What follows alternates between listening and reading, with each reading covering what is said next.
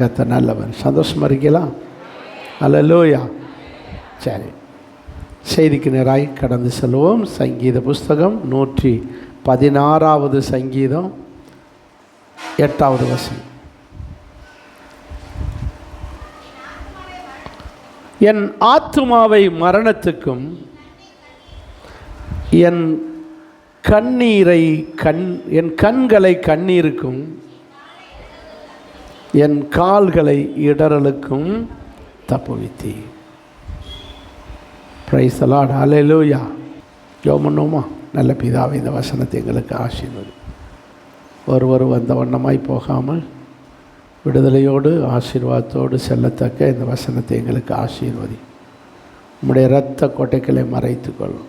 எங்களோடு கர்த்தர் பேசுவீராக, எங்களோடு இடைபடுவீராக.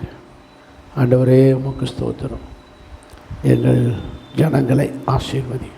அவர்களுக்கு ஏற்ற வார்த்தைகள் புறப்பட்டு வருவதாக, அவருடைய இருதயத்தை குத்துண்டவர்களாய் பேசி அவருடைய மனக்கிளேசங்களை சரி பண்ணி ஒரு சமாதானத்தை உண்டாக்குகிற வார்த்தைகள் வரட்டும். இயேசுவின் நாமத்தில் பிதாவே, ஆமென். அல்லேலூயா. வசனம் ஆவியாக இருக்கிறது. இது வெறும் புஸ்தக வடிவத்தில் இருக்கிறது. ஆனால் இதுக்கு இன்னொரு தோற்றம் இருக்குது. தெரியுமா? இந்த பைபிள் வேர்ட் ஆஃப் காட், இந்த பைபிள் வார்த்தைகள் ஆவியாக இருக்கிறது. எபிரேயர் 4:12 வாசி.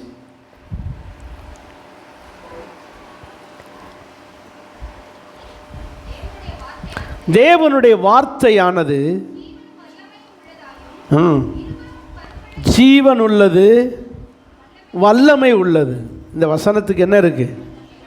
உயிர் இருக்கு. ஜீவன் என்னது? உயிர் இருக்கு, வல்லமை இருக்கு, உயிர் இருக்கு. உயிருக்கு என்ன தோற்றம்? ஆவி வடிவத்தில். அதனால தான் சொன்னேன், ஆவியார் உயிராக இருக்குது, வல்லமையாக இருக்குது.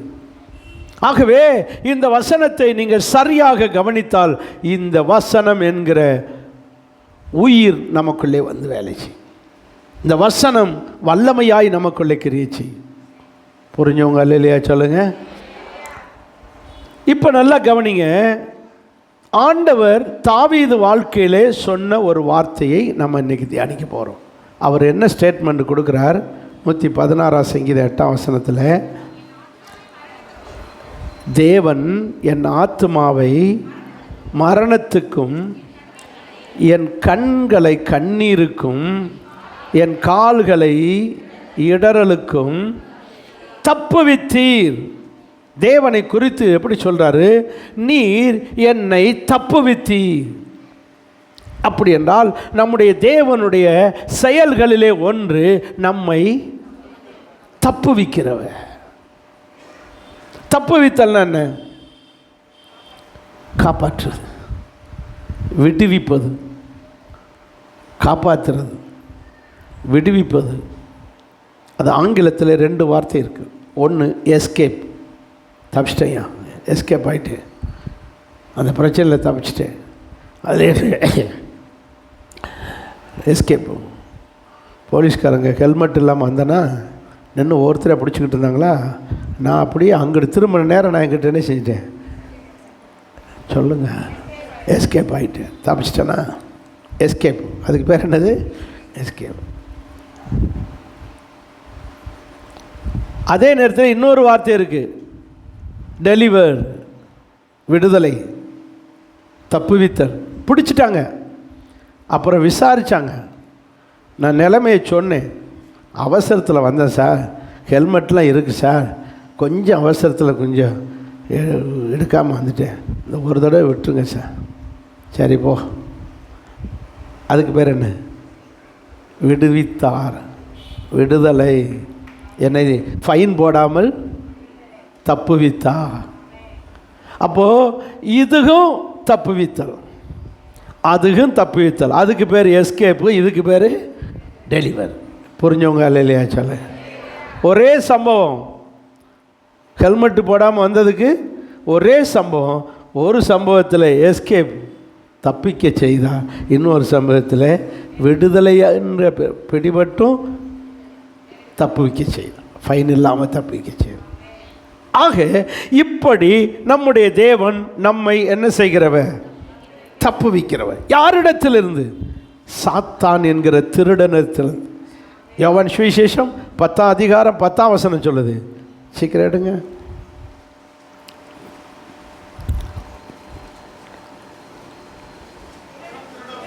திருடன் திருடவும் கொல்லவும் அழிக்கவும் வருகிறான். ஆனால் தேவனோ நானோ உங்களுக்கு ஜீவன் உண்டாக்கவும் அந்த ஜீவனை பரிபூர்ணப்படுத்த வந்து. அப்போ திருடன், சாத்தானுக்கு பேர் என்ன? திருடன். அவன் திருடுவான், சில நேரம் கொல்லுவான், சில நேரம் அழிச்சிருவான். ஆனால் அவன் திருட விடாமல், அவன் கொல்ல விடாமல், அவன் அழிக்க விடாமல் அவனிடத்திலிருந்து நம்மளை தப்புவிக்க செய்து வருகிறான். இன்னைக்கு வரைக்கும் அவன் நமக்கு எந்த தீங்கு செய்ய பலமுறை முயற்சித்தும் அவனிடத்திலிருந்து நம்மளை என்ன செய்ய வச்சிருக்காரு? தப்பு வச்சிருக்கிறார். தப்பு வச்சிருக்கார். இதை சொல்லுகிறார், இதை தப்பு வைக்கத்தான் நான் உன் கூடவே இருக்கிறேன். எரேமியா தீர்க்கதரிசன புஸ்தகம் 15 அதிகாரம் 20 வசனம். எரேமியா தீர்க்கதரிசன புஸ்தகம் 15 அதிகாரம் 20 வசனம். நான் உன்னை இந்த ஜனத்துக்கு எதிராக அரணான வெண்கலமாக ஆக்கினேன்.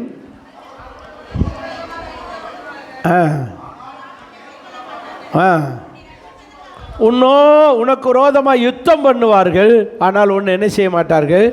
மேற்கொள்ள மாட்டார்கள். காரணம், உன்னை இரட்சிக்கவும் உன்னை தப்புவிக்கவும் நான் உன் கூட இருக்கிறேன். சத்தமா ஒரு அல்லேலூயா சொல்லுங்க. அப்போ தேவன் நம்மோடு கூட இருந்தால் ரட்சிக்கிற நேரம் ரட்சிப்பார், தப்புவிக்கிற நேரம் தப்புவிப்பார். அவர் கூட இருக்கணும். அதற்கு தான் சதா காலங்களில் உன்னோடு கூட இருப்பேன், உன்னோடு கூட இருக்கிறேன். ஆண்டவர் நம்ம கூட இருப்பதே நம்மளை ரட்சிக்கவும் தப்புவிக்கவும். எரேமியா தீர்க்கதரிசி ஒரு உண்மையான தீர்க்கதரிசி, நேர்மையான தீர்க்கதரிசி, கர்த்தர் சொன்னதை அப்படியே சொல்கிற தீர்க்கதரிசி. ஆமென், அல்லேலூயா.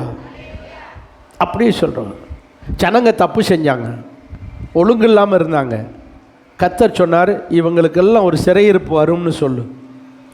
நீங்கள் ஒரு பாபிலிய மன்னனாலே நீங்கள் எல்லாம் சிறைப்பட்டு போவீர்கள், கொஞ்ச நாளில் உங்களுக்கு ஆபத்து வரும், கஷ்டம் வரும்னு சொல்லணும். அப்போ இவங்க வசதியாக இருந்தாங்க, லக்ஸூரியஸாக இருந்தாங்க, கவலை இல்லாமல் இருந்தாங்க. உங்களுக்கு கஷ்டம் வரும்னு சொல்லும்போது எரேமியா மேலே கோவப்பட்டாங்க. வாயை வச்சுக்கிட்டு சும்மாரியா, அவசகுணமாக கண்டதையும் சொல்லிக்கிட்டு, எங்களுக்கு யார் என்ன செய்ய முடியும், நாங்கள் சேஃபாக இருக்கோம், கரெக்டாக இருக்கோம் அப்படின்னு எரேமியா மேலே கோவப்பட்டாங்க. அதே மாதிரி சிறையிருப்பு வந்து சிறைப்பட்டு போயிட்டாங்க. அங்கே போன பிறகு சொல்கிறாரு, நீங்கள் சீக்கிரத்தில் விடுதலையாகி உங்கள் நாட்டுக்கே போயிடுவீங்க, எருசலேமுக்கே போயிடுவீங்கன்னு சொல்கிறாங்க. அப்போத்தான் அவங்களுக்கு எரேமியா மேலே மறுபடியும் கோவப்படுறாங்க. இங்கே வந்து வசமாக மாட்டிக்கிட்டோம், வீடு வாசல்லாம் இழந்தாச்சு, சொத்து சுகத்தை இழந்தாச்சு, இந்த முரட்டாட்டமான நேபுகாத்து நேச்சார் பாபிலோனிய மன்னன் கையில் மாட்டியிருக்கோம், எங்களுக்கு எப்படி விடுதலை வரும்? இப்போவும் அவர் சொல்கிறது பூரா பொய் மாதிரி இருக்குது. யார் சொல்கிறது? தீர்க்கதரிசி எரேமியா. அதனால தான் சொல்கிறாரு, உனக்கு விரோதமாய் அவர்கள் என்ன பண்ணுவார்கள்? யுத்தம் பண்ணுவார்கள். வசனத்தை பாருங்கள், உனக்கு விரோதமாய் அவர்கள் யுத்தம் பண்ணுவார்கள், ஆனாலும் உன்னை என்ன செய்ய மாட்டார்கள். இதனால் யுத்தம் பண்ணி பல முறை எரேமியா தீர்க்கதரிசி அடித்தார்கள், அடித்து குழியில் தூக்கி போட்டார்கள். இவர் தப்பு தப்பாக சொல்கிறாருன்னு சொல்லி. அதனாலே இவர் எல்லா உபத்திரவத்திலிருந்தும் கர்த்தர் அவரை தப்புவித்தார். அவரை உபத்திரப்படுத்தினது பூரா சொந்த ஜனங்கள். அவருடைய தப்பிதங்களை சொன்னதினால் அவரை யுத்தம் பண்ணினார்கள், போராடினார்கள், அடித்தார்கள், குழியில் தூக்கி போட்டார்கள், சிறுமைப்படுத்தினார்கள். ஆனாலும் கர்த்தர் எரேமியாவை தப்புவித்து கொண்டே வந்தார். காரணம், கர்த்தர் சொல்லுகிறார், நான் உன்னோடு கூடவே. இதைத்தான் இன்னைக்கு உங்களுக்கு சொல்லுகிறார். கர்த்தர் உங்களோடு கூட இருக்கிறார், இயேசு உங்களோடு கூட இருக்கிறார். எதற்கு? உங்களையும் தப்புவிக்க, உங்களோடு யுத்தம் பண்ணினவர்களிடத்திலிருந்து தப்புவிக்க, உங்களோடு போராடுகிறவரிடத்திலிருந்து உங்களை தப்புவிக்க, உங்களுக்கு வருகிற நெருக்கத்திலிருந்து உங்களை தப்புவிக்க கூட இருக்கிறார். எதிலிருந்து தப்புவிப்பார்? அதான் இன்னைக்கு பார்க்க போகிறோம். எதிலிருந்து தப்புவிப்பார்? எதிலிருந்து தப்புவிப்பார்? வாசிங்கள் 91 சங்கீதம், 91 சங்கீதம் 3 வசனத்தை பாருங்கள். வேடனுடைய கண்ணிக்கும் பாலாக்குகிற கொள்ளை நோய்க்கும். சரி, அப்போ எதில் தப்புவிப்பார்? கொள்ளை நோயிலிருந்து தப்புவிப்பார். அந்த கொள்ளை நோய் எப்படிப்பட்டது? அட பாலாப்பான வயலை அப்படி திட்டியிருக்காங்க. என் சொத்தெல்லாம் பாலா போச்சு அப்படின்னா என்ன? ஒன்றுமில்லாமல் போச்சு. அப்படின்னா நம்மளை பாலாக்குகிற கொள்ளை நோய். சில நோய் வந்தால் நம்மளை ஒன்றுமே இல்லாமல் ஆக்கிடும். ஒரு நோய் போதும், 50 காசையும் காலி பண்ணி விட்டுரும். கேன்சர்னு ஒன்று வந்துச்சு, 50 காசும் காலி. சில கொள்ளை நோய்கள் நம்மளை ஒன்றுமில்லாமல் ஆக்கிரும். சில நோய்களுக்கு தீனி போடவே முடியாது, செலவழிக்கவே முடியாது. அப்படிப்பட்ட நோய்கள்லாம் இருக்குது. அதுக்கு பேர் தான் என்ன நோய்? பாலாக்குகிற கொள்ளை நோய். வெறும் கொள்ளை நோய் இல்லை. என்னது? இப்போது இன்னொரு கொள்ளை நோய் இருக்குது. வாசிங்க 6 வசனத்தில். இருளில் நடமாடும். இது என்னது? இது பகலில் ஒரு நோய் இருக்குது, இரவில் வர்ற ஒரு நோய் இருக்குது. இதெல்லாம் வெறும் கொள்ளை நோய். இது பாலாக்காது, அது பாலாக்கும். இப்போ கேன்சர், ஹெச்ஐவி, சில நோய்களுக்கு எவ்வளோ வைத்தியம் பண்ணாலும் என்ன செய்யாது? காசு செலவழித்தாலும் ரிசல்ட் இருக்காது. ஆனால் நோய் காசு செலவழிச்சுக்கிட்டே இருக்கும். அது பாலாக்குகிற கொள்ளை நோய். சில கொள்ளை நோய் இருக்குது. இப்போ கொரோனா இருக்கு இல்லையா? கொரோனா ஒரு கொள்ளை நோய். கொரோனா ஒரு கொள்ளை நோய். இதெல்லாம் என்னென்னு கேட்டால் அப்படியே வரும், கொஞ்ச நாள் நம்மளை பாடாப்படுத்திட்டு போயிடும். சில நோய்கள் இருக்குது. இது இந்த காய்ச்சல், மலேரியா காய்ச்சல், டெங்கு காய்ச்சல், அப்புறம் என்னென்ன டைஃபாய்டு காய்ச்சல், இதெல்லாம் வந்து அப்படியே ஒரு பலவீனப்படுத்தி சில செலவுகள் இழுத்து வச்சுட்டு போயிடும். ஆனால் சில கொள்ளை நோய் இருக்குது, அது பாலாக்குகிற கொள்ளை நோய். இது அப்பப்போ வந்து பாடுபடுத்திட்டு போகிற கொள்ளை நோய். பாடுபடுத்துகிற கொள்ளை நோய், பாலாக்குகிற கொள்ளை நோய். உங்களுக்கு இப்படிப்பட்ட நோயிலிருந்து நான் உன்னுங்களை என்ன செய்வேன்? தப்பு வைப்பேன். ஒன்று வராமலே காப்பாற்றுவேன், அப்படியே வந்தாலும் உன்னை அனுசை அதிலேருந்து தப்பு வைப்பேன். இப்போ நான் சொன்னலே ஒரு உதாரணம், ஹெல்மெட் மாட்டிக்கிட்ட மாதிரி. அது மாதிரி கொரோனா கையில், இந்த கொள்ளை நோய் கையில் மாட்டி அதிலிருந்து எஸ்கேப் பண்ணவும் செய்வார். அப்படியே அந்த நோய் நமக்கும் வந்தாலும் அதிலிருந்து நம்மளை குணமாக்கி விடுவா. ஆமேன்னு சொல்ல மாட்டீங்களா? ஆமே. எனக்கும் கொரோனாலாம் வந்துச்சு பாஸ்டர். அந்த கபசுர நீர் என்னது அப்படி தானே என்னமோ ஒன்று சொல்லுவாங்க, கபசுர நீர் குடித்தேன்.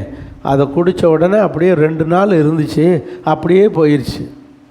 அப்போது வந்தது அதிலிருந்து கர்த்தர் நம்மளை தப்புவித்தா. ஆமேன்.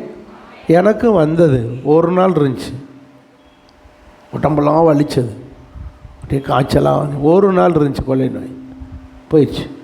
நாங்கள் ஒன்றும் செய்யலை, இந்த எலுமிச்சம்பழை இதான் குடித்தோம். இப்படி வரும், அதிலிருந்து நம்மளை தப்பு வைப்பார். சில நேரம் வராமலே நம்மளை தப்பு வைப்பார். இந்த அம்மை நோயின்னு ஒன்று இருக்குது, அது வரும் பாருங்கள். வீட்டில் உள்ள அத்தனை பேருக்கு வரும், ஆனால் ஒரு ஆளுக்கு மட்டும் வராது. பார்த்துருக்கீங்களா? கண்ணு வலியும் சரி தான், மெட்ராஸ் ஆகி எல்லாருக்கும் வரும். வீட்டில் உள்ளவங்களுக்கெல்லாம் ஒரு ஆளுக்கு மட்டும் வராது. ஏன் தெரியுமா? அந்த ஒரு ஆளுக்கு மட்டும் விட்டுருக்குன்னு தெரியுமா? அவ்வளோ பேருக்கு வைத்தியம் பண்ண ஆள் வேணும்ல. அது கூட தர்மம் தெரியுது, நியாயம் தெரியுது. அந்த ஒரு ஆளுக்கு மட்டும் வராமல் அவங்களுக்கு இல்லை. அதே மாதிரி நாங்கள் பைபிள் காலேஜில் படிக்கும்போது எல்லாருக்கும் வந்தது. எல்லா கண்ணு வலி வந்தவங்களுக்கு பூரா தூக்கி கொண்டு ஒரு ரூமில் அடைச்சிட்டாங்க, ஒரு பெரிய ஹாலில். ஒரு ஆளுக்கு மட்டும் வரலை. என்ன தெரியுமா? 50 பேருக்கு கொண்டு தண்ணி கொடுக்க, சாப்பாடு கொடுக்க, அதை வாங்கிட்டு வர. அப்போ தான் தெரிஞ்சது, நமக்கு வந்திருந்த பேச நம்மளும் உட்காந்துக்கிட்டு இருக்கலாம், இவங்களோட அலைய வேண்டியிருக்கேன். கொள்ளை நோயில் கூட ஒரு ஒழுங்கு இருக்கு. அது பாழாக்குகிற நோய், இது பாடுபடுத்துகிற கொள்ளை நோய்.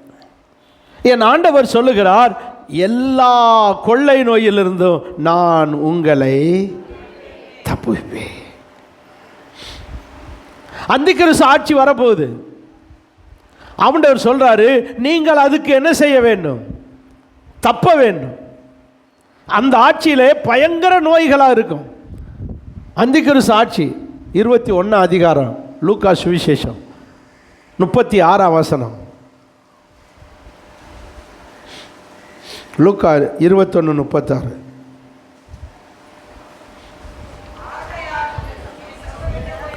இனி சம்பவிக்க போகிறவைகளுக்கெல்லாம் நீங்கள் தப்பிக்க வேண்டும். இனியே நடக்க போகிற, சம்பவிக்க போகிற கொள்ளை நோய்க்கு, விபத்துக்களுக்கு, வியாதிகளுக்கு, பிரச்சனைகளுக்கெல்லாம், அந்திக்கிறிஸ்து காலத்தில் நடக்க போகிற அக்கிரமங்களுக்கெல்லாம், கொள்ளை நோய்களுக்கெல்லாம் நீங்கள் தப்பி நீங்கள் பிழைக்க எப்போதும் ஜெபம் பண்ணி விழித்திருங்க. புரிஞ்சவங்க அல்லையா சொல்லுங்க. ஸோ நம்முடைய தேவன் கொள்ளை நோயிலிருந்து, நோய்களிலிருந்து தப்பு வைக்கிறோம். இந்த நோயினாலே புரிஞ்சுக்கிறோம், நோய்க்கும் பேய்க்கும் என்ன உண்டு? ரிலேஷன்ஷிப். நோயே யாரும் தான் வருது? யாரால் தான் வருது? பேயால் தான் வருது. இந்த நோய்க்கும் பேய்க்கும் நாய்க்கும் என்ன உண்டு? உறவு உண்டு, ரிலேஷன்ஷிப். நாய் குறுக்க வந்துச்சு, நாய் வரலை.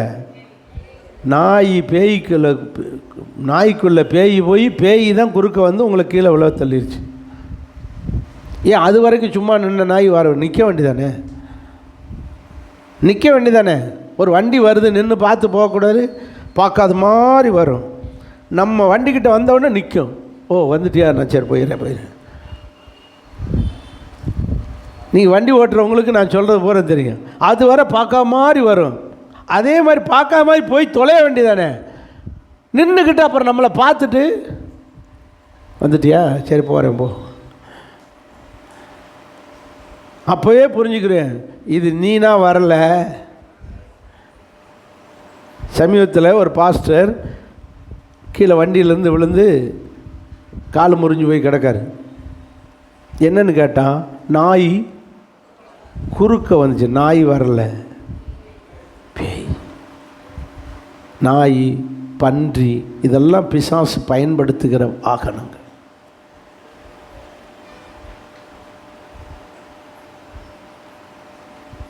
நாய் மாடன், பன்றி சொல்லுங்க, மாடன்னா என்னமோ ஒரு இதுகளுக்கெல்லாம் ஒவ்வொரு பேய்க்கும் ஒவ்வொரு வாகனம் இருக்குது, ஒரு விலங்கு இருக்குது. இதெல்லாம் அந்த விலங்குகளை பயன்படுத்திக்கணும். இதெல்லாம் இந்த பிசாசுகள் வரும் ஊட. நம் கவனமாக இருக்கணும். சகல நோயிலிருந்து, சகல பேயினிருந்தும் கர்த்தர் நம்மை தப்பு வைக்கிறவன். இதுக்கு தான் எங்கே போனாலும் என்ன பண்ணிட்டு போகணும்? ஜெபம் பண்ணிட்டு போகணும். வெளியே வீட்டை விட்டு புறப்படுறோம், வண்டி எடுக்கிறோம்னா என்ன செய்யணும்? ஒரு ஜெபம், ஆண்டவரே என் வண்டியை, என்னையும் என் வண்டியவும் காத்துக்கொள்ளும். ஏன் அப்படின்னா, அந்த ஒரு ஒழுங்கு ஜெபிச்சுட்டு போனால் நம்மளை காப்பாற்றும். என்னுடைய வண்டியை பார்த்து சொல்லுவாங்க, சார் ஒரு சிலுவை அடையாளம் முன்னாடி வைங்க சார். நாங்கள்லாம் பாருங்கள், சூலாயுதம் வச்சுருக்கோம், வேலுக்கம்பு வச்சுருக்கோம், எங்களுக்கிட்ட எந்த பிசாசும் வராது சார். எங்கள் சூலாயுதத்தை பார்த்தோடனே பேய் எல்லாம் என்ன செஞ்சிடும்? விலகிறோம். ஆட பாவிகளா, பெரிய பேய்க்கு சின்ன பேய் என்ன செய்யுது? வழி கொடுக்குதோ அப்படின்னு நினச்சி நீங்கள் உங்கள் சிலுவை அடையாளத்தை உங்கள் வண்டியில் வச்சுக்கிட்டீங்கன்னா உங்களுக்கு ஒரு பேயும் வராது சார். எந்த அடையாளம் இல்லை. எங்களை கண்டாலே பேய் விலகிறோம் சார். அல்லையா சொல்லுங்க. வண்டியில் வர்றது யாருன்னு பார்க்கும், எங்கள் எண்ணெயும் பார்த்து விலகிறோம், எங்கள் வண்டியை பார்த்தும் விலகிறோம். அல்லையா சொல்லுங்க. இதை புரிந்து கொள்ளுங்கள். பிசாசினால் நமக்கு சில இடையூறுகள் வரத்தான் செய்யும். அத்தனையிலிருந்து நம்முடைய தேவன் நம்மளை தப்ப வைக்கிறவன். அதுக்கு ஒரே காரணம், ஜெபம் பண்ணி செய்யணும்.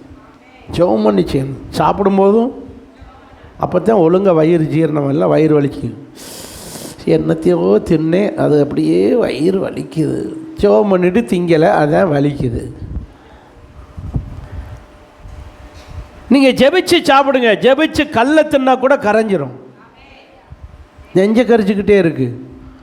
கரிக்கிறதுக்காக ஸ்தோத்திரம். ஜெபம் பண்ணாமல் தின்னா இப்படித்தான் நெஞ்சை கரிச்சிக்கிட்டே இருக்கு.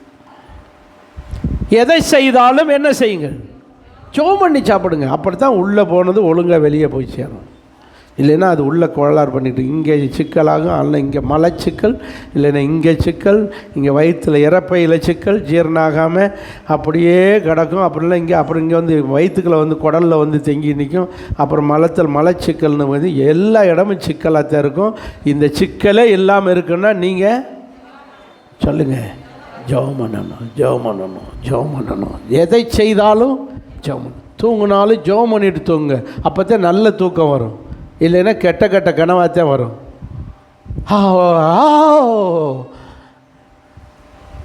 என்னடா உளம்புறான்னு பார்த்தா என்னது கனவு.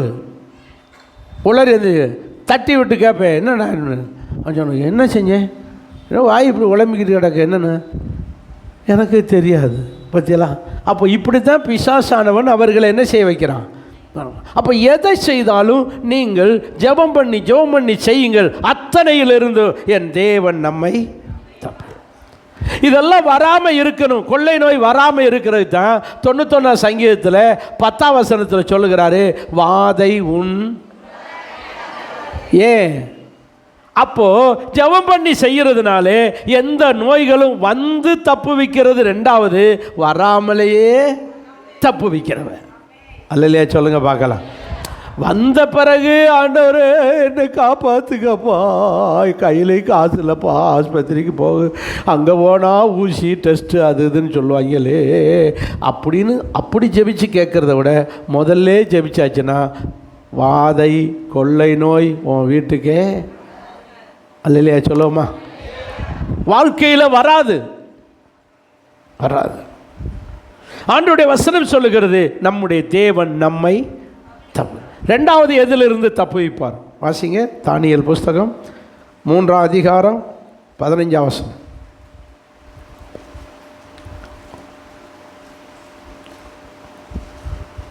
தானியேல் 3:15 போச்சு.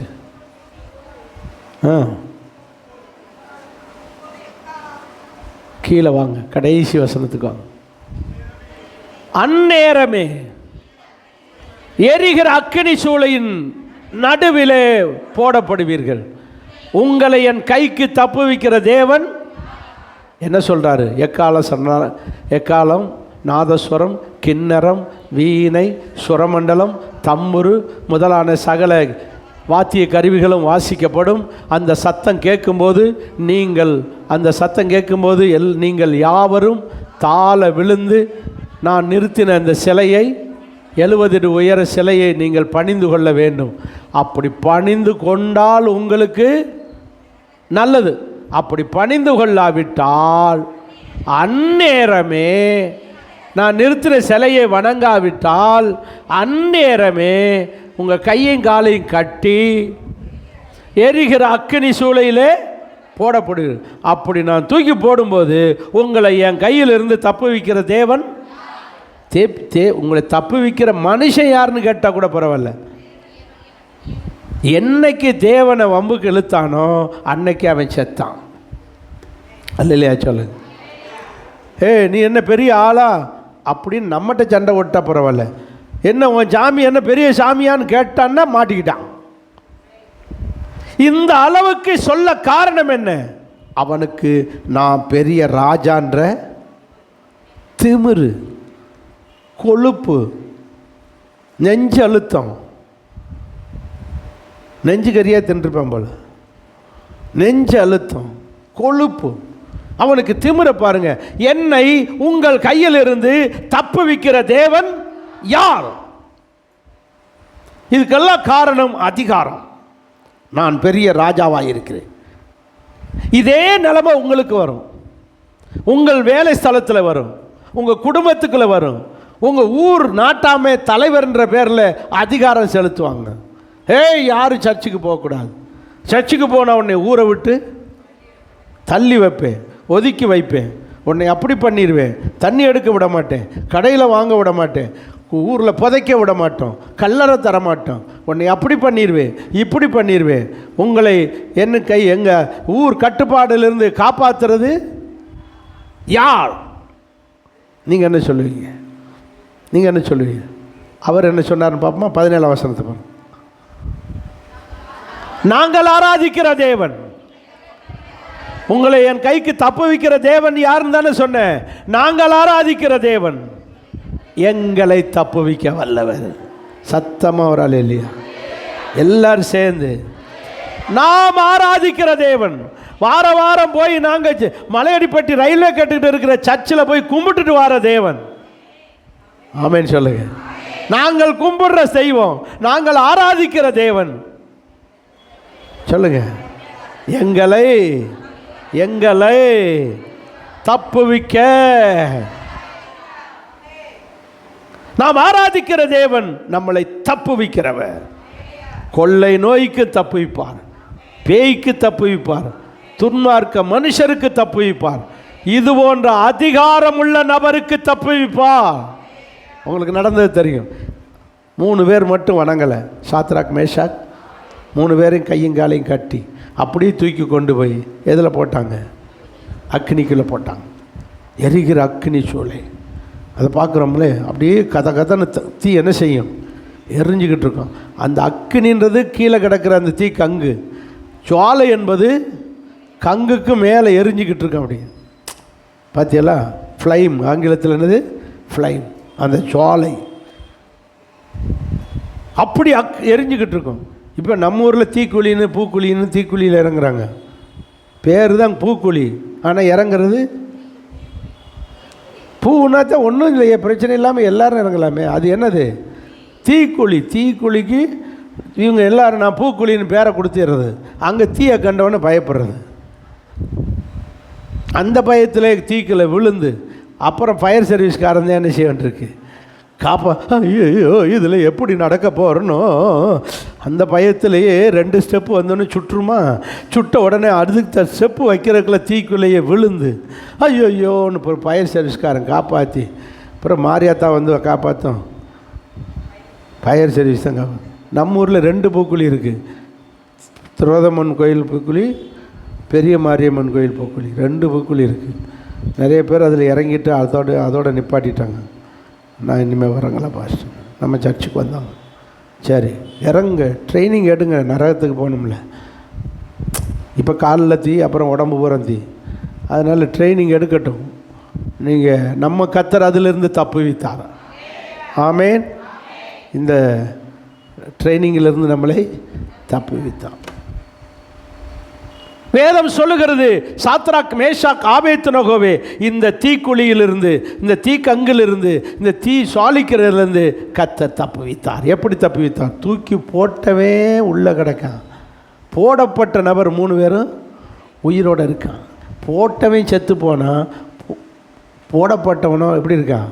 உயிரோடு இருக்கான். இதுதான் தேவன், நம்மளை தப்புவிக்கிற தேவன். நாம் ஆராதிக்கிற தேவன். இப்போ தெரியாதுங்க, ஒரு விபத்து, ஒரு கஷ்டம், பிரச்சனை, எல்லாருக்கும் முன்னாடி நம்மளை மட்டும் காப்பாற்றுவாருங்க. அப்போ தான் தெரியும் நம்ம தேவன் யார். ஆமேன், ஆமேன். நம்ம தேவன் யார்? நம்முடைய தேவன் தப்புவிக்கிற தேவன். இதே மாதிரி ஒரு தடவை அசீரிய ராஜா, யார்? அசீரிய ராஜா படையெடுத்து வந்தான். அப்போ என்னன்னு கேட்டான், அவன் போய் யுத்தம் பண்ணின ஒரு நாடு கூட அவன் தோற்றதே கிடையாது. அத்தனை நாட்டிலையும் ஜெயந்தான். கொள்ளையடிப்பான், அந்த ஜனங்களை கொன்று போட்டுருவான், கொள்ளையடிச்சிட்டு வருவான். அவன் போய் தோற்றதே கிடையாது. அசீரிய மன்னன் சனகரிப்பு, அவன் பேர் என்னது? சனகரிப்பு. அவனுக்கு ஒரு தளபதி இருந்தான், ரப்சாக்கே. என்னது? ரொம்ப ரப்சர் பிடிச்சவே வந்தான் பாருங்க. வாசிங்க அவன் ரப்சரை பார்ப்போம். ஏசாயா தீர்க்கதரிசன புஸ்தகம் 36ஆம் அதிகாரம்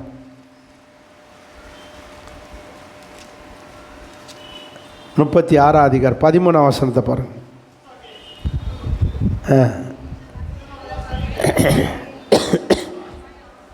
யார்? அவன் பேர் என்ன? ரப்சாக்கே நின்று கொண்டு யூத பாஷையிலே உரத்த சத்தமாய் அசீரிய ராஜாவாகிய மகாராஜாவுடைய வார்த்தையை கேளுங்க. சொல்கிறது இவன் தான். யாருக்காக சொல்கிறான்? அந்த அசீரிய ராஜாவாகிய சனகரிப்பு வார்த்தையை கேளுங்கன்னு சொல்கிறான். சொல்கிறது ரப்சாக்கே தளபதி தான் சொல்கிறான். ராஜா சொன்னதாக சொல்கிறான். என்ன சொல்கிறான்? எசேக்கியா ராஜா, யூதர்களுக்கு இஸ்ரவேலர்களுக்கு ராஜாவாக இருக்கிறவன் பேர் எசேக்கியா. அடுத்த வசனம் வைங்கப்பா.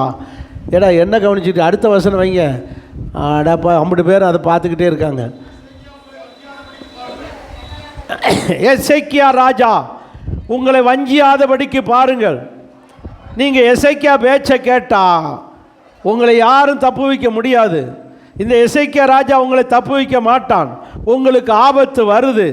எங்கள் அசீரிய ராஜாவாகி எங்கள் ஆள் படையெடுத்து வந்திருக்கான். யுத்த வீரர்கள் மட்டும் எத்தனை பேர்? 1,85,000 பேர் வந்திருக்கோம். ஊரோடு வந்துட்டோம். அவ்வளோ பேர் சட்னி. எத்தனை பேர் சாவியன்னு தெரியாது. உங்கள் வீட்டில் இருக்கிறதெல்லாம் கொள்ளையடிச்சிட்டு போயிடுவோம். அதனால மரியாதையாக உங்களுக்கு உயிர் வேணும்னா பொருளை மட்டும் கொடுத்துருங்க. நீ சம்பாரித்து வச்சுருக்க நகையை பூரா கழட்டி கொடுத்துருங்க. பீரோவில் வச்சுருக்க நகையை பூரா கழட்டி கொடுத்துருங்க. பேங்கில் வச்சுருக்கேன்னா போய் இதை எடுத்து அந்த கொடுத்துருங்க. அம்புட்டு நகையும் கொடுத்துருங்க, அம்புட்டு சொத்தையும் கொடுத்துருங்க, அம்புட்டையும் தந்துருங்க. உங்களுக்கா நல்லது. உங்கள் ராஜா பேச்சை கேட்காதீங்க. ராஜா பேர் என்ன? எசேக்கியா ராஜா. எசேக்கியா பேச்சை கேட்காதீங்க. இந்த ஆள் ஒரு ஜபன் இந்த பாஸ்டர் கூட சேர்ந்து ஜோம் பண்ணிட்டு திருவார். அதெல்லாம் ஒன்றும் உங்களுக்கு உதவாது. உங்கள் தெய்வனும் காப்பாற்றாது, உங்கள் ராஜாவும் உங்களை காப்பாற்றிக்கிற மாட்டான். இப்படி திமிர பேசிக்கிட்டு நிற்கிறான். யார்? ரப்சாக்கே, அசீரிய ராஜாவுடைய தளபதி. இப்படி சொன்ன உடனே எசேக்கியா ராஜா என்ன செஞ்சார்? நேராக பாஸ்டர்கிட்ட போனார். யார்கிட்ட? பாஸ்டர்கிட்ட போனார். பாஸ்டர் யார்? ஊழியக்காரனாகிய தீர்க்கதரிசி ஆகிய எலிசா. சொல்லுங்கள், ஏசாயா. சார், யார்? ஏசையாட்ட போனார். ஏசையாட்ட போன உடனே அவர்கிட்ட போய் மேட்ரை பூரா சொன்னார். ஐயா இப்படி சொல்கிறான், நான் என்ன செய்யனே தெரில. கவலைப்படாதே, ஜெபம் பண்ணும், நம்முடைய தேவன் நம்மளை கைவிட மாட்டார், நீ ஒன்றும் கவலைப்படாதே, தைரியமாக இருன்னு பாஸ்டர் ஏசாயா என்ன செய்கிறாரு? 37 அதிகாரம் 5 வசனம் வாசிங்க. இவ்விதமாக எசேக்கியா ராஜா அவருடைய ஆட்கள் வந்து ஏசாயா ஊழியக்காரனிடத்தில் வந்து சொன்னார்கள். அப்பொழுது ஏசாயா அவர்களை நோக்கி, அசீரிய ராஜாவின் ஊழியக்காரர் என்னை தூஷித்ததும் நீர் கேட்டதுமான வார்த்தைகளினாலே நீங்கள் பயப்படாதிருங்கள். இதோ அவன் ஒரு செய்தியை கேட்டு தன் தேசத்துக்கு திரும்பி வருவதற்கு அனுப்பி அவனை அவன் தேசத்திலே பட்டயத்தினாலே விழ பண்ணுவேன் என்று கர்த்தர் சொன்னான். அவனுக்கு நீங்கள் பயப்படாதீங்க, அவன் தான் வீடு போய் சேர மாட்டான், பட்டயத்தால் என்ன செஞ்சிருவான்? முடிச்சிருங்க கதையை, நீங்கள்லாம் தைரியமாக இருங்க அப்படின்னு ஊழியக்காரனாகிய ஏசாயா எசேக்கியா ராஜா அவனுடைய ஆட்கிட்ட சொல்கிறார். சொல்லிட்டு சும்மா இருக்கலை, எல்லோரும் சேர்ந்து ஜெபிக்க ஆரம்பித்தாங்க. எல்லோரும் சேர்ந்து ஜெபிக்க ஆரம்பித்தாங்க. கர்த்தர் ஜெபத்தை கேட்டார். ஜெபத்தை கேட்டு அன்னைக்கே வாசிங்க 36 வசனத்தில் எல்லாரும் 37 36 37 அதிகாரம் 36 வசனம் வாசிங்க சிஸ்டர். அப்பொழுது கர்த்தருடைய தூதன் பரலோகத்தில் இருந்து புறப்பட்டு அசீரியர்களினுடைய பாளையத்திலே வந்து அங்கே இருக்கிற அசீரிய வீரர்களாகிய 1,85,000 பேரை சங்கரித்தான்னா. பரவாயில்லையே, டக்குன்னு புரிஞ்சுக்கிட்டீங்க. கொல்றதுன்னா வேகமாக புரியுது. எப்படி 1,85,000 பேரை என்ன மிஷின் கன் வச்சு சுட்டா கூட 1-2 தப்பிச்சிடும். அப்போ எப்படி தான் கொன்றிருப்பார் இந்த ராஜா, இந்த தூதன் எப்படி கொன்றிருப்பார்? ஒரு தூதன் ஒரே நைட்டில் 1,85,000 பேர். சொல்லுங்க, எப்படி சேர்த்தான்? அதுதான் தேவன். நம்மளுக்கு விரோதமாய் எழும்புகிறவர்களை நம்மை தப்புவிக்க அவர் வல்லவராயிருக்கிறார். அவர்களுக்கு அதிகாரம் இருக்கலாம், படைபலம் இருக்கலாம், சொந்த பந்தம் இருக்கலாம், ஆளுபலம் இருக்கலாம், சாதிக்காரங்க இருக்கலாம், சொந்த பந்தம் இருக்கலாம், நம்ம தனியாக நிற்கலாம், கிறிஸ்தவர்களாக இருக்கலாம், சண்டை போட தெரியாது, கெட்ட வார்த்தை பேச தெரியாது, தோத்திரம் மட்டும்தான் வாயில் வருது. அதை மட்டும் செய்யுங்க, நம்மை தப்புவிக்க. ஆமென். நம்முடைய தேவன் நம்மளை தப்புவிக்கிற தேவன். எந்த அதிகாரத்துக்கு பயப்படாதீங்க. நீ வெளியில் அதிகாரம், உள்ளுக்குள்ளே அதிகாரம் இருக்கும். புருஷன் அதிகாரம், வீட்டுக்கு அனுப்பிடுவேன். சில வீடுகளில் பொம்பளை அதிகாரம். ஏன்னா புருஷனுக்கு மனைவி அதிகாரியாக இருக்கான்னு ஒரு வசனம். அவள் உன் சரீரத்துக்கு அவள் அதிகாரியாக இருக்கா. அதனால இந்த சமைக்க மாட்டேன், இந்த அம்மா அதிகாரம். சில வீடுகளில் பெண்களுக்கு அதிகாரம், சில வீடுகளில் ஆண்களுக்கு, சில வீடுகளில் பெற்றோருக்கு அதிகாரம், சில வீடுகளில் பிள்ளைகள் அதிகாரம் பண்ணும். ஏம்மா சாப்பிட மாட்டேன், எனக்கு சோறு வேண்டாம், ஒன்று வேண்டாம், இப்படி அதிகாரம் பண்ணிக்கிட்டு இருக்கு. சாப்பிட மாட்டேன்னு. அப்புறம் அவங்க அம்மா, சரிடா எப்படியாவது நான் சரி பண்ணிடுறேன், எப்படியா சாப்பிட்டு படுமா, என் பிள்ளையில பட்னியாக படுந்தா நீ பாவம் இல்லையா அம்மாவுக்கு, எப்படியாவது போய் கெஞ்சிறது. அப்புறம் கெஞ்சிறத கண்டோன்னு அவன் மிஞ்சிறான். எதுக்கு எடுத்தாலும் சாப்பிட மாட்டேன்னு ஸ்ட்ரைக் பண்ணுறது. நல்லா புரிஞ்சுக்காங்க, பொம்பளை பிள்ளைகள் அப்படித்தான் இருக்காங்க, ஆம்பளை பிள்ளைகள் அப்படித்தான் இருக்காங்க. இப்படியெல்லாம் அதிகாரம் பண்ணி வீட்டுக்குள்ளே இருக்கிற அதிகாரங்களை எல்லாம் கர்த்தர் ஒரு தூதன் அனுப்புனா போதும். அல்லையா சொல்ல மாட்டேங்கிற, வேண்டாம் வேண்டாம் பாஸ்டர், ஒரு தூதன் அனுப்புனா போதும். தன்னால் ஒரு காய்ச்சலுக்கே 2 முட்டியும் தட்டுது, குது குதுன்னு வருது பாஸ்டர், குது குதுன்னு வருது பாஸ்டர். ஒரு ஜெபம் பண்ணி விடுங்களேன், ஃபோன்லையாவது ஜெபம் பண்ணுங்களேன், குது குதுன்னு வருது பாஸ்டர். ஐயோ எதையுமே சாப்பிட முடியலை பாஸ்டர், வாயெல்லாம் கசப்பாக இருக்குது, எனக்கு வாழ்க்கையே கசப்பாக இருக்குது. சிலருக்கு வாய் மட்டும் கசக்குது, சிலருக்கு வாழ்க்கையே கசப்பாக இருக்குது. என்ன செய்ய? வேப்பனையத்தை ஊற்றணும். ஒன்றை மனதில் வைத்துக் கொள்ளுங்கள், எல்லா பாடுகளுக்கும் தீர்வு உண்டு. நம்முடைய தேவன் எல்லாவற்றிலிருந்து தப்புவிக்கிற தேவன், எல்லா அதிகாரத்திலிருந்து தப்புவிக்கிற தேவன். நீங்கள் ஒன்றுக்கும் பயப்படாதிருங்க. நம்முடைய தேவனால் கூடாத காரியம் ஒன்றுமே. நம்முடைய தேவன் சகலத்தை மோசையும் ஆரோனும் கர்த்தர் சொன்னார், நீங்கள் 2 பேரும் சேர்ந்து இந்த இஸ்ரவேல் ஜனங்களை எப்படியாவது விடுவிச்சு எங்கே கூப்பிட்டு வந்துருங்க, கானானுக்கு கொண்டு வந்துருங்க. அங்கே பார்வோன், எகிப்திய அரசனாக இருக்கிற பார்வோன் கையில் மாட்டிக்கிட்டு நிற்கிறாங்க. இது 1 வருஷம் 2 வருஷம் இல்லை, 400 வருஷம் அடிமைத்தனம். அப்படியே 20-30 லட்சம் பேராக கிடக்காங்க. 70 பேராக போனவங்க 20-30 லட்சம் பேரா. பார்வோனுக்கு ஓசியில் வேலைக்காரங்க இருக்காருச்சு. ஓசியில் வேலைக்காரங்க எத்தனை லட்சம் பேர்? 20 லட்சம். நான் நினைக்கிறேன் இவங்க பீரியடில் தான் பிரமிடு கட்டியிருப்பானோன்னு தெரியுது. எகிப்து பிரமிடு, அந்த கல்லுகளெல்லாம் உடச்சி கொண்டு கட்டியிருக்காங்கல்ல, நீங்கள் பார்க்கல பிரமிடு, பெரிய பெரிய கல். ஒவ்வொரு கல்லும் பார்த்தீங்கன்னா 1000-2000 கிலோ எடை உள்ள கல். அப்படியே இந்த கல்லுகளை கொண்டு கட்டி ஒட்டி பிரமிடு கட்டி வச்சுருக்கான். நான் நினைக்கிறேன் இவங்க பீரியடில் தான் கட்ட வச்சுருப்பானுங்களோ தெரியல. அப்படிப்பட்ட பார்வன், கொடுமைக்கார பார்வன். மோசே ஆரோன்னு போய் யாத்திராம 5ஆம் அதிகாரத்தில், வேகமாக எடுங்க, சீக்கிரம் எடுங்க, தண்ணி பெட்ரோல் போட்டுக்கிறேன்.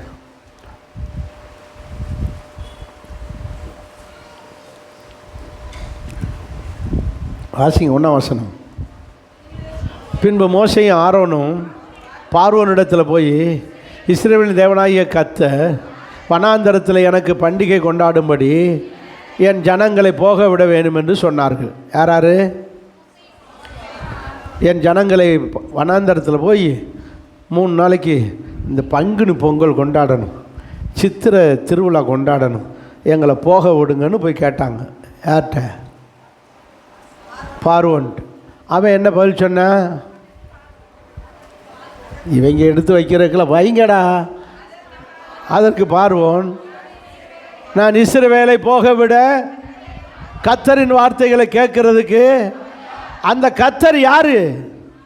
அவரை நான் ஒரு நாளும் பார்த்ததே இல்லை, நானே அரசனாக இருக்கேன், என்னை போக சொல்கிறதுக்கு அவர் யார்? என்னை விட ஒரு அரசன் இருக்கானா? அவர் எந்த நாட்டுக்கு அரசனாக இருக்கார்? ஜனங்களை போக சொல்கிறதுக்கு அவர் யார்? கர்த்தர் யார்? நான் கர்த்தரை எனக்கு கர்த்தரே யாருன்னு தெரியாது. அதனாலே இஸ்ரவேல் ஜனங்களை, அப்படியா இரு, கர்த்தர் யாருன்னு உங்களை காட்ட சொல்கிறேன். நேராக வந்தாங்க, ஜெபம் பண்ணாங்க, கர்த்தர்கிட்ட பேசுனாங்க. அவன் எங்களுக்கு உங்களை யாருன்னே தெரில, நீனே போய் அவங்ககிட்ட காட்டப்பா, எங்களை ஆளை விடுன்னு அண்ணன் தம்பி முடிவெடுத்தாங்க. அதுக்கு பிறகு தான் தெரிஞ்சது, இந்த பார்வோனுக்கு 10 வாதம் கொடுத்தார். எத்தனை உங்களுக்கு எல்லாம் தெரியும். அதில் முதல் வாதம் என்ன தெரியுமா? நைல் நதி தண்ணீரை ரத்தமாமா. பார்த்தீங்களா?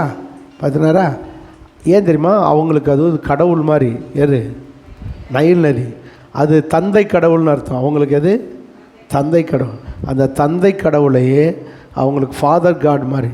அவர் மதர் காடெல்லாம் இருக்குது. 10 வாதையும் 10 தெய்வம், 10 வாதையும் 10 தெய்வம், 10 தெய்வம் எகிப்தியோடைய தெய்வத்தையும் பொய்யாக்கத்தான் 10 வாதையை கொடுத்தா. உங்களுக்கு ஒரு நாளைக்கு அதெல்லாம் 10 இதையும் விவரமாக சொல்லித்தாரேன். அல்லையா? சொல்லுங்க. இப்போ என்ன நடந்தது? காலையில் நீ போ, பார்வோன் அவங்க அப்பனாகிய நைல் நதிக்கு வருவான். அவள் தகப்பனாகிய நைல் நதி, தகப்பனை போய் பார்த்தது மாதிரி நைல் நதியை பார்க்குறது. காலையிலே பார்வோன் வருவான். நீ போய் தண்ணி எதா ஆக்கி விட்டுரு, ரத்தம். அதே மாதிரி கரெக்டாக மோசே போனார், கோலை நீட்டினார், தண்ணி எதாயிருச்சு. போ, உன் தகப்ப என்ன கதி ஆனார் பாரு. இப்படி மோசே மூலமாய் கர்த்தர் யார் என்று பார்வோனுக்கு காட்டி கொடுத்தார். இதே போல தான் உங்கள் வாழ்க்கையில் உங்களை ஒரு மாதிரி என்ன பெரிய ஏசுன்னு, உங்கள் ஏசு என்ன பெரியவரா அப்படின்னு உங்கள்கிட்ட பேசியிருப்பாங்க. இப்படி பேசினா பாருங்க, அவன் வாயாலே சொல்ல வைப்பாரு, இந்த மாதத்திலே செய்வாரு. உங்களை நிந்தித்தவர்கள், உங்கள் ஜெபத்தை நிந்தித்தவர்கள், உங்களை பரியாசம் பண்ணினவர்களுக்கு கர்த்தர் யார் என்று நிரூபிக்கிற மாதம் இது. ஆமென். உங்களை தப்புவிக்கிறவர், உங்களை நிரூபித்து தப்புவிக்கிறவர். அல்லேலூயா சொல்லுவோமா? ஆமென். கர்த்தர் நம்முடைய தேவன் நம்மளை என்ன செய்கிறவன்? தப்புவிக்கிறவன். தப்புவித்தீர், தப்புவிக்கிறீர். இந்த மாதம் நம்மளை. சரி, 3வது எதிலிருந்து தப்புவிப்பார் தெரியுமா? வாசிங்க சங்கீத புஸ்தகம் 107ஆம் சங்கீதம். இதோட முடிச்சிடறேன், மீதி அப்புறம் பார்ப்போம். நிறைய இருக்குது, அடுத்த வாரம் பார்ப்போம். இதை மட்டும் வாசிங்க. 107ஆம் சங்கீதம் 20ஆம் வசனம். அவர் தம்முடைய வசனத்தை அனுப்பி அவர்களை குணமாக்கி அவர்களை அழிவுகளுக்கு தப்புவிப்பார். இன்னைக்கும் பலவிதமான அழிவுகள் வருகிறது. தேவ பிள்ளைகளுக்கு தொழிலை கெடுக்கிற அழிவுகள், வியாபாரத்தை கெடுக்கிற அழிவுகள், மிருக ஜீவன்களை கெடுக்கிற அழிவுகள். நல்ல பால் கொடுத்த மாடு என்ன செய்ய மாட்டேங்குது? பால் கொடுக்க மாட்டேங்குது. நல்ல விளைஞ்ச நிலத்தில் இப்போ விளைச்சல் வர மாட்டேங்குது. இப்படிப்பட்ட அழிவுகளை உண்டாக்க உலக மக்கள் மாந்தரியம் செய்வினை செய்கிறார்கள். நமக்கு அது செய்ய தெரியலை. ஆமென். என்கிட்ட வந்து கேட்டாங்க, சார் நீங்கள் இப்படி இருக்குது, ஏதாவது செஞ்சு தருவீங்களான்னு கேட்டேன். யார்கிட்ட? செஞ்சு தருவீங்களா? எனக்கு இப்படி இருக்குது, 80 ரூபா செலவானாலும் நாங்கள் தந்துடுறோம் சார். உங்களை நம்புகிற மாதிரி தான் சார் இருக்கீங்க. நீங்கள் கண்டிப்பாக உங்களை நம்பி கொடுக்கலாம், எவ்வளோ பணம் வேணாலும் தரோம், நீங்கள் கொஞ்சம் செஞ்சு கொடுங்க சார். என்னால் தாங்க முடியலை சார், என் பொழப்பே கெட்டு போச்சு சார். இப்போ வியாபாரமே நடக்க மாட்டேங்குது. என் கடைக்கு தான் ஆளாக வந்துக்கிட்டு இருந்தாங்க, பக்கத்திலே கடையை போட்டுக்கிட்டு அம்புட்டையும் இழுத்துட்டான் சார். என்ன மாந்திரியம் செஞ்சான்னு தெரில சார். இப்போ என் கடைக்கு ஆளே வர மாட்டேங்க சார். நீங்கள் கொஞ்சம் மந்திரிச்சு கொடுத்தீங்கன்னா உங்களுக்கு என்ன வேணாலும் செஞ்சுருங்க. அந்த ஆள் பூரா இங்கே வர்ற மாதிரி பண்ணி கொடுத்துருங்க சார். பண்ணணும்னு தான் ஆசையாக இருக்குது, பண்ண தெரியாதே, எங்களுக்கு பண்ணவே தெரியாதே, செய்ய தெரியாதே, என்ன செய்யன்னு தெரியலையே சார். வேணா ஒன்று செய்யட்டுமா? என்ன செய்யணும்? செஞ்ச வேணா எடுத்து தரட்டுமா? அது போதும் சார், அது போதும் சார்.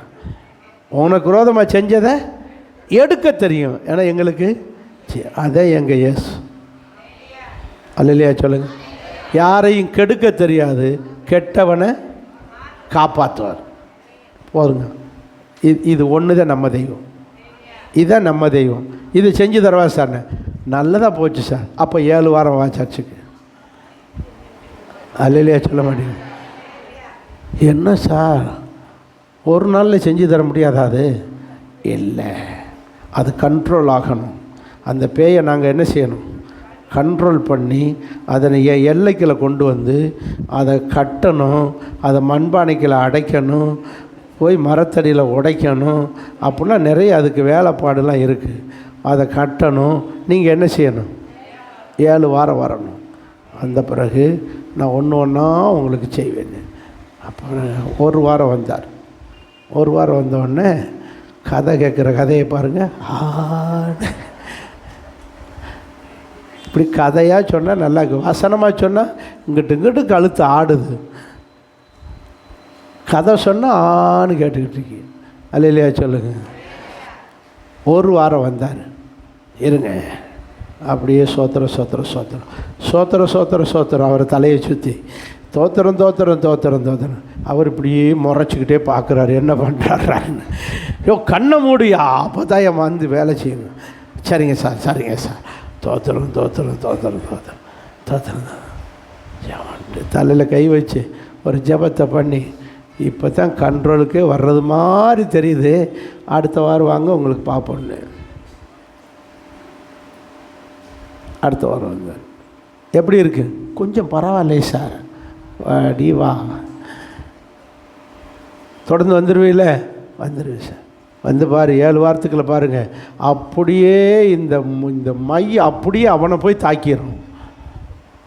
அதுக்கு பிறகு உனக்கு விடுதலை கிடைச்சிடும். இவருக்கு விடுதலை பற்றி கூட சந்தோஷம் இல்லை, அவனை போய் தாக்குதுன்னு சொல்கிறேன் பாருங்க, அதில் அவருக்கு பயங்கர சந்தோஷம். அதை செஞ்சிருங்க சார் முதல்ல. அடப்பாவிகளா, நான் என்ன சொல்கிறேன், இந்த 7 வாரத்துக்குள்ள நீ ரட்சிக்கப்பட்டு விசுவாசி ஆயிடுவேன்ற நம்பிக்கையில் தான் நீ 7 வாரம் வா 7 வாரம் வான்னு நான் கத்திக்கிறேன். இந்த 7 வாரத்துக்குள்ள உன்னை யார் ஆக்கிடணும்? விசுவாசி ஆக்கி உன்னை தேவ பிள்ளை ஆக்கிட்டேன்னா நீ தன்னால் அந்த பிசாசெல்லாம் உன்னை விட்டு என்ன செஞ்சிடும்? ஓடிட போகுது. நம்ம ஒன்றும் இங்கே செய்வனை செய்ய போகிறதும் இல்லை, செய்யவும் தெரியாது, செய்கிறதும் கிடையாது. நீங்கள் வாட்டில் நம்பி எங்கள் பாஸ்ட் செய்வார்னு யார்ட்டையும் போய் சொல்லிக்கிட்டு இருக்காதிய. அவங்க ரட்சிக்கப்பட்டு இயேசு உள்ளே வந்துட்டாலே எல்லா ஆவியுமே போய். அல்லையா சொல்லுவோமா? வசனத்தை வாசிங்க. அவர் தமது வசனத்தை அனுப்பி எதை அனுப்புவாராம்? எதை அனுப்புவாராம்? வசனத்தை அனுப்பி அவர்களை தப்புவிப்பார், அழிவுக்கு தப்புவிப்பார். ஏன் வசனத்தை அனுப்புகிறாரு? வசனத்துக்கு வல்லமை உண்டு. வாசிங்க எபிரேயர் 4:12. அப்போ வாசிக்கல? எபிரேயர் 4:12. வசனத்துக்கு என்ன உண்டு? தேவனுடைய வார்த்தையானது, வசனமானது உயிர் உள்ளதாக இருக்கிறது, ஜீவனாக இருக்கிறது, வல்லமை உள்ளதாக இருக்கிறது. சத்தமா இல்லையா சொல்லுவோமாக? வசனத்துக்கு என்ன இருக்கு? உயிர் இருக்கு, வல்லமை இருக்கு. ஆகவே இப்போ மறுபடியும் வாங்க 107 சங்கீதம் 20 வசனம். அவர் தமது வசனத்தை அனுப்பி, என்ன வசனத்துக்கு என்ன இருக்கு? வல்லமை இருக்கு. இப்படிப்பட்ட வல்லமையை அனுப்பி இந்த மாதம் உங்களையும் என்னையும் தப்புவிக்க போகிறார். இந்த மாத ஆபத்திலிருந்து தப்புவிக்க போகிறார், அழிவிலிருந்து தப்புவிக்க போகிறார். உங்களுக்கு வருகிற தொழிலில் இருக்கிற அழிவு, வியாபாரமே இல்லை, தொழிலே இல்லை, பிரச்சனையா இருக்கு, எல்லா அழிவுகளிலிருந்து கர்த்தர் தப்புவிக்க போகிறார். எதை அனுப்பி? ஏன் வசனத்தை அனுப்புறாரு? அதுக்குள்ள வல்லமை இருக்கு, உயிர் இருக்கிறது. உயிர் இருக்கு, உயிர் இருக்கு. நேரமாவது, பந்திக்கு நேரம் ஆயிடுச்சு.